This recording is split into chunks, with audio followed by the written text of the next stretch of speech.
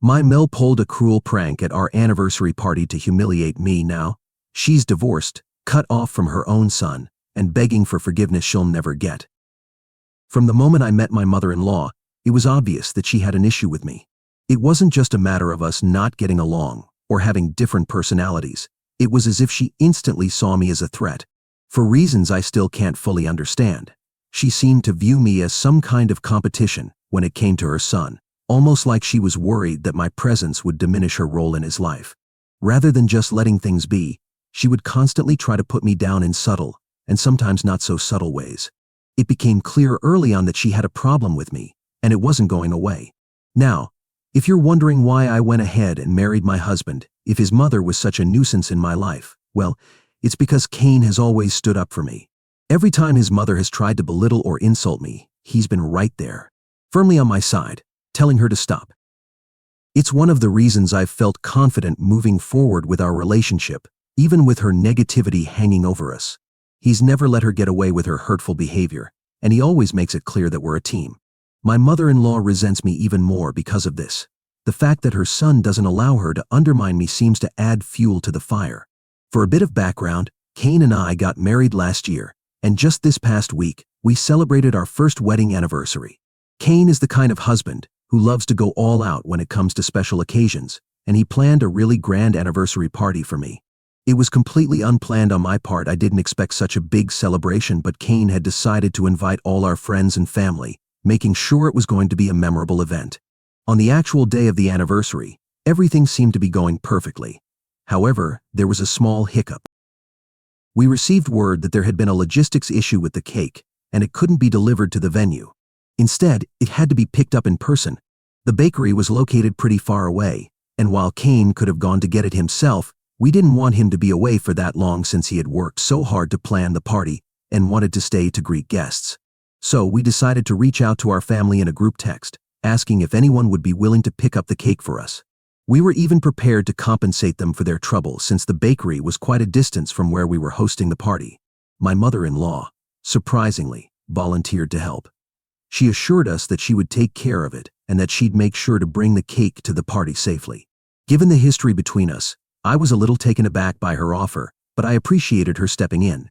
When the time came and the party was in full swing, my Mill arrived with the cake. She placed it on the table, and since everything seemed to be running smoothly at the time, neither Cain nor I thought to check the cake right away. We were caught up in greeting guests, mingling, and just enjoying the celebration. We simply trusted that the cake was in good condition, as my Mill had promised. When it was finally time for us to cut the cake, my mother-in-law seemed unusually eager to take part in the moment.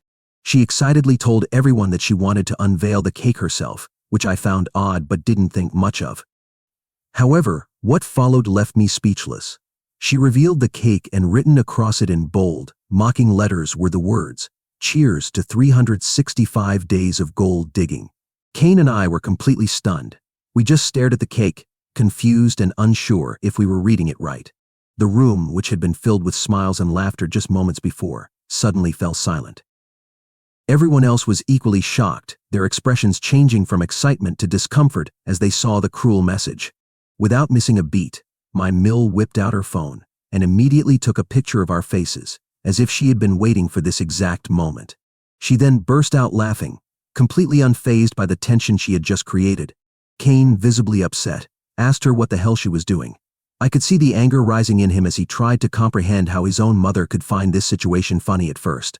My Mill seemed to brush it off casually, saying she just wanted to see our reaction when we read the cake. But Cain pressed her, asking whether she had deliberately had this written on the cake, and if so, what it even meant. That's when she shrugged and said, "Oh, come on, Cain, it's just a cake. You and your wife are way too tightly wound. Chill out. I just wanted to have a little fun. I thought it would be funny to put that message on the cake." I was completely humiliated at this point. I couldn't believe she would do something so mean-spirited, especially at an event meant to celebrate our marriage. I straight up asked her, who exactly was this supposed to be funny for? Because no one here seems to be laughing. My Mill, still trying to downplay the situation, rolled her eyes and insisted that I was overreacting, making it seem like I was the problem. She said I was turning a light-hearted situation into something bigger than it needed to be. According to her, the message on the cake was just a joke, a harmless jab aimed at me. But standing there, With everyone staring, I could tell that no one else saw it as a joke. It was a cruel attempt at humiliation, disguised as fun. My husband, clearly furious but trying to remain calm, turned to his mother and asked her why she would do something so hurtful. Without any hesitation, my Mill went on to say something that absolutely floored me. She said, "Well, I can't be the only one who's thought of her as a gold digger, can I? After all, she comes from a low-income family and is married into a wealthy one. I intended this as a prank, so don't get too upset about it now." I was completely horrified. I gasped audibly, and I could feel my face burning with embarrassment. I had never felt so humiliated, so exposed. It was like she had torn down every bit of dignity I had in front of our friends and family. I couldn't believe that she actually said that out loud. For a moment, I was completely speechless, unsure if I should cry or walk out. But before I could even process her words, Kane stepped in. Without missing a beat, he told his mother that she had crossed the line and needed to apologize immediately. His voice was firm, and it was clear he wasn't going to tolerate any further disrespect. He informed her that she had spoken too much, and that if she didn't apologize to me, then he would have no choice but to ask her to leave our house. I could see Mill's face harden as Kane stood his ground. She scoffed at him, acting as if his reaction was completely unreasonable. She looked around the room, clearly trying to gauge the reactions of the guests, before gesturing dramatically and saying, "Oh, come on, Kane. You can't seriously be throwing me out over something so silly." Her dismissiveness only made things worse. Everyone in the room could feel the tension escalating, and it was becoming clearer by the second that this was no silly matter. It was a direct attack on me, disguised as a joke, and my husband wasn't going to let her get away with it. But she was acting like she was untouchable, thinking that Kane wouldn't dare ask her to leave in front of all our friends and family. But I could see in Kane's eyes that he was serious. He wasn't about to let her continue humiliating me, no matter how she tried to play it off. Also, I had absolutely had enough at that point. I stood by my husband and told my Mill that she needed to apologize right then and there, or she would have to leave our party. Instead of showing any remorse, Mill just rolled her eyes and said, "Okay, now this is getting overly dramatic. Let's just let this whole thing go. We don't even have to cut the cake if you're so upset about this." Her dismissiveness only made me angrier. I scoffed and reminded her that this was our wedding anniversary cake, a cake that Kane had thoughtfully arranged to celebrate a special milestone in our marriage. This was supposed to be our moment, and she had hijacked it with a message that was completely inappropriate and hurtful. And to make matters worse, she was now acting like it was no big deal, refusing to take responsibility for it. I pointed all of this out to her, making it clear that she had crossed a major line. At that point, my mom and sister, who had both been watching everything unfold, stepped in to support me. They told Mill, politely but firmly, that what she had done was far from funny. It was deeply disrespectful and hurtful to me, and by extension, to Kane. Mill, who had clearly started to feel cornered, began to act even more defensively. She dramatically turned to the rest of the party guests and asked if they really thought she had done something so terrible. Some of the guests, thankfully, voiced their support for us. They agreed that what she had done was inappropriate, and I think hearing their reactions made her even more irritated. You could see her frustration building as she realized she wasn't going to get the validation she was hoping for. Finally, she rolled her eyes again and turned to me. With an exaggerated sigh, she said, "Fine, you want an apology. I'll give you one." But her apology was far from genuine. It was half-hearted at best, and after muttering a weak apology for writing the message on the cake, she immediately followed it up with more insults. She added that I needed to stop getting my panties in a bunch over a cake, and that if I had let this slide, we could have laughed about this prank in the future, but that my oversensitivity ruined everything. It wasn't an apology at all. It was just another way for her to dismiss my feelings and make me feel small in front of everyone. She wasn't truly sorry, she was just trying to save face and continue making me feel like I was the problem. It was infuriating. At that point, I was beyond frustrated and hurt, so I told her exactly what I'd been holding in for too long. I reminded her, in front of everyone, that she needed to grow up and stop playing stupid pranks on people when she knew very well that this was one of the biggest reasons why her marriage had fallen apart, that they were why Phil had finally left her just 2 months ago. For context, Mill has a long history of pulling distasteful, thoughtless pranks on her family. Earlier this year, Phil had gone on his annual vacation with 2 of his male best friends from high school, something they had done for years. It was a simple trip, nothing extravagant, just a chance for the 3 of them to relax, catch up, and enjoy each other's company. These trips were special to Phil because he only saw his friends once a year, and it was a time he cherished. I had heard from Kane that over the years, Mill had a habit of pulling pranks to get Phil to come home quickly, even when there was no real reason for him to rush back. She had been warned by him multiple times to stop, and there was even one instance where Phil threatened to leave if she continued pulling these pranks. For a while she had backed off, but then this year she crossed the line again. Right before Phil's vacation, Mill had come down with the flu. Phil was genuinely concerned about her and offered to cancel his trip. But since the tickets were non-refundable and me and Kane had promised to take care of her while he was away, she insisted he go on vacation with his friends. Phil even told her he'd have his phone on him at all times, and that she could call him if there was an emergency. He wanted to enjoy the trip but also ensure that Mill was okay, so he put every safeguard in place to make sure she was comfortable while he was away. Despite this, Mill pulled her most outrageous prank yet. Not even 2 days into Phil's vacation, Mill called him in the middle of the night, completely hysterical, hyperventilating, and telling him that she was experiencing all the symptoms of a heart attack. Phil, understandably terrified, urged her to call 911 immediately. But instead of doing that, Mill began going on about how much she loved him, and how, if she were to die that night, he shouldn't grieve for too long and should move on with his life. Phil was in complete panic at this point, thinking he was about to lose his wife, and he immediately called us, urging Kane and me to go check on her as soon as possible. He was so worried that he said he was booking the first flight back home, cutting his trip short without a second thought. Kane and I were alarmed by Phil's panic, so we called Mill right away to let her know we'd be calling 911 to get her the medical attention she needed. But instead of agreeing to get help, Mill continued to act as if she was seriously ill, insisting that we come to her first before calling emergency services. It felt suspicious, but given the situation, we couldn't take any risks. So we rushed to her place, fearing the worst.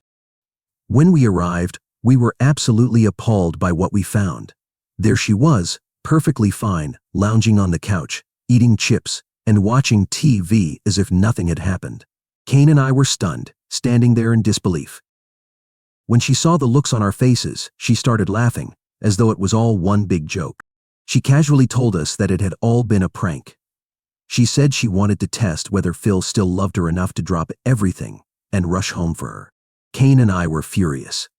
We couldn't believe she had faked a medical emergency, especially something as serious as a heart attack, just to get attention.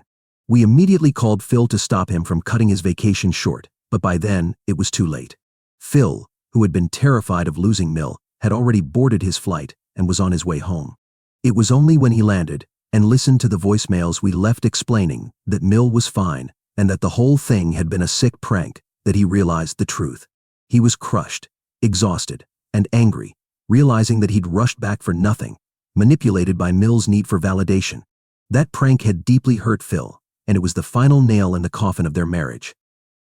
He couldn't handle her constant games anymore, especially when they involved something as serious as his love and concern for her health.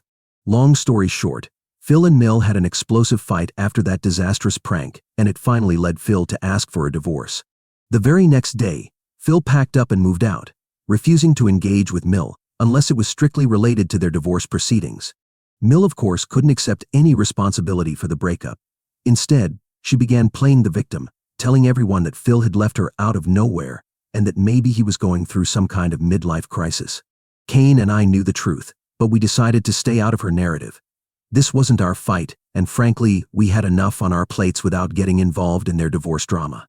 However, now that Mill had publicly humiliated me at our anniversary party, I had finally reached my breaking point. I thought it was time someone stood up to her and taught her a lesson. So I didn't hold back. I told her, in front of everyone, that it was obvious she hadn't learned her lesson after Phil left her. I reminded Mill of how her thoughtless pranks had literally driven her husband away. She stood there, stunned, as I laid it all out. I told her that this wasn't just about a cake with a hurtful message, it was about her complete lack of respect for other people's feelings. She had ruined her own marriage because of this, and now she was trying to ruin my anniversary with the same kind of cruelty. She had continued to be a nuisance, playing the same childish games that had ruined her own marriage. I said flat out that she was acting like an immature child and needed to grow up. The room went completely silent after I said that. Mill spluttered in embarrassment, and for once, she didn't have a snarky comeback. I think hearing the truth about her own actions and being confronted with the consequences of her behavior in front of everyone hit her harder than she expected. She gestured to me to stop, but I wasn't about to let her off the hook. I told her that if she insisted on behaving like a child, then she needed to be punished like one. I went on to say that if she didn't change her ways, I would cut off all contact with her, and that I would make sure our future children would have nothing to do with her either. Hearing this, I could see some of the guests around us stifling laughter as I talked to her like I would berate a child, which only seemed to infuriate Mill even more. Her face turned red with anger as she realized that not only had she lost control of the situation, but she had become the object of ridicule. She glared at me with daggers in her eyes, clearly seething. She then turned on her heels and stormed out of the party without another word. Watching her leave felt like a small victory, but it also left me thinking that maybe this wasn't over. Mill had been put in her place, but knowing her, this wouldn't be the last time she tried to stir up trouble. However, for the moment, Kane and I had stood our ground, and that was what mattered. We were a team and had not let her bully us. Suffice it to say, not a single person at the party came to defend Mill after she left. In fact, everyone felt like she got exactly what she deserved. People saw her for who she truly was, and it was clear that her actions had crossed a line. Kane threw away the cake, and we continued on with our celebration without a second thought about Mill. However, since that party, Mill has been calling me non-stop, demanding that I apologize to her for humiliating her in front of everyone. She's even gone so far as to threaten that if I don't, she is going to sue me for defamation, since now the story has gotten around, and people have been calling her out for lying to them about why she and Phil are getting a divorce. She says I had no right to share such private information about her life, and that she is disgusted by me. Honestly, it's laughable. She has no grounds to stand on, and it's clear that this is just another one of her desperate attempts to flip the narrative and make herself the victim once again. I've spoken the truth, and the truth is not defamation. She humiliated herself by pulling that cruel stunt, and now she's scrambling to save face. Kane and I both know there's no legal basis for her threat, and frankly, I'm not about to let her scare me into backing down. But I'm done playing her games. If she wants to make this a legal battle, she'll only end up embarrassing herself further. But I doubt it will go that far. This is just another one of her attempts to bully and manipulate, and it's not going to work this time. AITA for calling out my meal after she tried to play a prank on me. Update 1, to answer some of your questions. First of all, yes, Meal has a history of pulling pranks on us, even before this latest disaster. One example that really sticks out is what she did on our wedding day. While I was getting my hair and makeup done, Meal actually stole my wedding dress and hid it somewhere. I didn't realize it at first, but as the clock was ticking closer to the ceremony, and I still hadn't put the dress on, I started to panic. I was in full-on crisis mode, frantically looking for the dress. It wasn't until I had a mini meltdown that she finally returned my dress, laughing at me as if it was the most hilarious joke. At the time, I remember thinking it was incredibly odd and cruel, especially on such an important day, to play such a prank on me, but then, I chalked it up to Meal just being her strange, insensitive self. After all, she and I weren't particularly close, so I figured this was just how she operated though. Looking back, I can't believe I let it slide. I genuinely thought she might change after Phil left her. I assumed that going through such a painful experience would make her reflect on her behavior and maybe mature a little. But clearly I was wrong. Despite everything that's happened, Mill is still the same. She hasn't learned anything from the fallout of her marriage, and she continues to treat serious situations like opportunities for her twisted fun. Secondly, if Mill had put something else on the cake, I might have brushed it off as a poorly thought-out prank. But the fact that she chose to write gold digger was beyond inappropriate. It struck a nerve because it's not just an insult, it's an attack on my character and my relationship with Kane. Sure, Kane is wealthier than I am, but that doesn't mean I entrapped him into marrying me just because he has more money than me. We dated for a long time before we made the decision to get married, and our relationship is built on love and mutual respect, not on any financial gain. I love Kane for who he is as a person, not for what he can provide for me. To have Mill imply otherwise was not only disrespectful, but also deeply hurtful. It shows just how out of touch she is, and how sick her sense of humor has become. She's clearly so wrapped up in her own insecurities and twisted worldview that she thinks it's acceptable to make such as a hurtful joke at my expense, especially on a day meant to celebrate our love. After this latest incident, I genuinely believe something is wrong with her. Her inability to recognize the severity of her actions and the impact they have on others is alarming. I think she really needs to get herself checked, both for her own sake and for the sake of her relationships. If she continues down this path, she's going to alienate everyone around her. Update 2: Kane had a serious conversation with his mother after she threatened to sue me. He made it clear that there was absolutely no way I would be apologizing to her for what happened. When he told her that, she threw an absolute fit. It was almost as if she thought he'd back down or somehow come to her defense. But Kane stood firm. He told her she could be as angry as she wanted with him, but she could never direct any of that anger toward me again. That's when she tried to play the victim card, claiming that I had hurt her feelings, and that, as her son, he should be supporting her. But Kane didn't waver. He reminded her that he was my husband, and that I came first, no matter what. He wasn't going to allow her to manipulate the situation or twist the narrative to paint herself as the victim. Clearly furious, Mill disconnected the call without saying another word.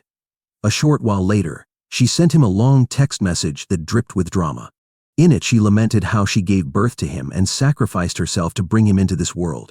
She claimed that despite all she had done for him, he continued to disrespect her. It was exhausting to read, as it reeked of guilt-tripping and manipulation. After he didn't respond to her message, she left me several voicemails claiming I was alienating her son during such a difficult time in her life. She insisted that all I needed to do was stay quiet about the prank she pulled. Once again, she accused me of being a gold digger, suggesting that this had been my plan all along to separate Kane from his family, so I could have him all to myself. She threatened that she is eventually going to expose me for who I truly am. Honestly, at this point she sounds bonkers. Both Kane and I realize that her refusal to acknowledge her own behavior and her attempts to manipulate us is just further evidence of how toxic this whole situation has become. Let's just say, I am really glad that my husband is committed to setting boundaries, and I couldn't be more grateful for his support. Together, we're determined not to let her toxic antics tear us apart. Update 3. It's been 3 months since our last update. Kane and I have officially had no contact with his mother. After her relentless harassment for weeks, we felt we had no choice but to block her. It's unfortunate that it has come to this, but she clearly isn't capable of understanding the damage she's caused. She never got the apology she wanted from me, and honestly, she never will. As for Phil, he did eventually find out about the cruel prank Mill had pulled on me during our anniversary. He had reached out to me after the incident to express his regret and told me how sorry he was that I had to deal with her antics. He shared that she had pulled similar stunts on him multiple times throughout their marriage, which is ultimately what broke down their marriage. Hearing this from him felt both validating and heartbreaking. It was a reminder that this was not just some isolated incident but part of a much larger pattern of behavior that had caused a lot of pain to everyone around Mill. Additionally, her continuous disregard for her actions is one of the main reasons why Phil couldn't attend our anniversary party, as he actively avoids attending events where my Mill will be present. Currently, Phil and Mill are going through a bitter divorce, and from what I gather, she's doing everything she can to make things harder for him. It's sad to see their relationship deteriorate like this, but it's also clear that Phil deserves to be free from her manipulation and toxicity. I genuinely hope he finds peace soon. He's been through so much, and no one should have to endure the kind of emotional games she plays. In the meantime, Kane and I are focusing on our life together, setting strong boundaries, and supporting each other. It's a shame that our family dynamics have become so complicated because of what Mill did, but we're committed to prioritizing our well-being and happiness.